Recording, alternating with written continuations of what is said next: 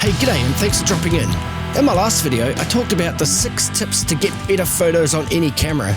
And I mean any camera, whether it be your smartphone, a DSLR, a mirrorless camera, a drone, an action camera, whatever camera you have, these are the 6 tips that can help you get better photos every time. And that kind of links into this video here where I'm talking about how to work a scene, or more about how I work a scene, right after this.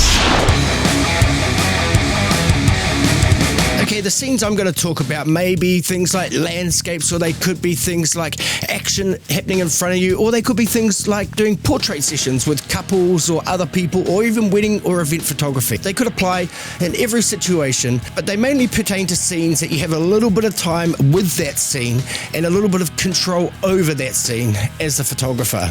Now, I have not scripted this video because I want to tell you about how I do it, envisaging turning up at a scene.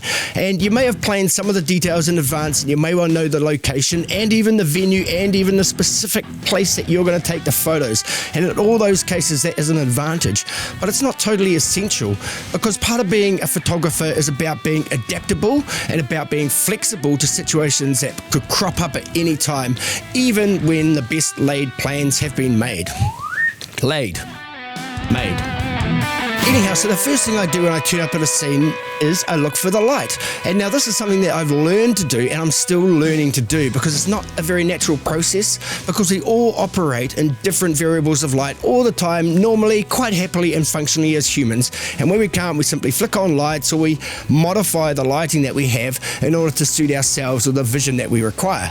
It's a little bit different for a photographer, because it's highly important that you get a good quality of light. If I'm doing portraiture, then I might choose to stand with the sun over my shoulder so I can get those nice high contrast, high focus photos of the couple. But then again, depending on the situation or the occasion, I may wish to flip around 180 degrees and have them backlit to show some sort of dreamy or magical aspect into the shots. And within the scene, you're looking for angles, and you're not probably looking for one angle. You want to look for multiple angles that is going to show the scene in a variety of different ways.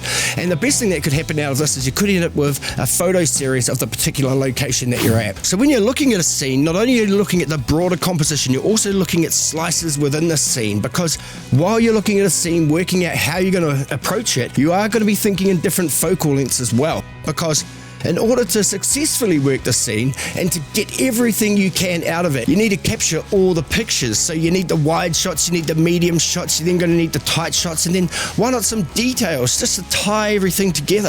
So that's what I'm always thinking. I walk in, I look at the area, I go, what's the light, what's the mood, where am I going to get the wides, the mediums, the tights, and the details. One thing that I often do approaching a scene that looks magical or interesting is I will quickly take the wide shot and get the wide establishing shot.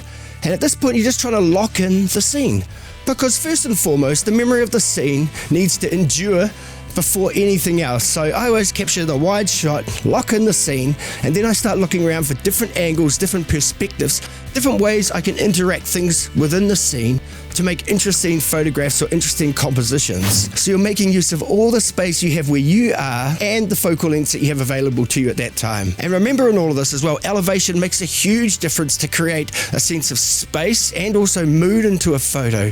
So at times you might be shooting high so you can oversee what's happening and capture everything in its glory under the eye of the lens. Other times you might be shooting low and wide so you can really accentuate that foreground element, or really show the depth towards where the subject of the photo is, or otherwise just show an incredibly wide, stunning shot. The other thing I do is, when you think you've got enough shots, take some more shots. Look, people talk about overshooting, and overshooting, yes, sure, it's a thing, but if you're at a scene that you really love and you want to make sure you capture it, then overshooting it is no trouble to you, because it's giving you the confidence to know that somewhere in that lot you're going to find a photo that's going to really sing out to you.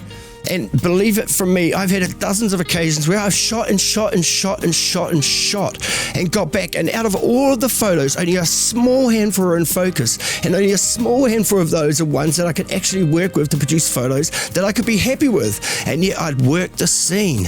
Okay, one other tip that I do have is, if you're working a scene and you're focused on one particular aspect or one particular outlook, and it may not just be you there. I mean, sometimes you'll turn up and there'll be other photographers right there as well. But one thing I always like to do is, yeah, sure, get the shot that everyone's getting right there, but then I also like to go to where they're looking and look back. And sometimes it's totally impossible to do, but sometimes it's just as easy as dashing down off a bridge, running along a promenade, and then shooting back to the spot where you were just shooting from. And invariably I've found that there's often some pretty cool angles there as well. Sometimes looking back from where the people were shooting gives you the opportunity to shoot something that no one else has shot.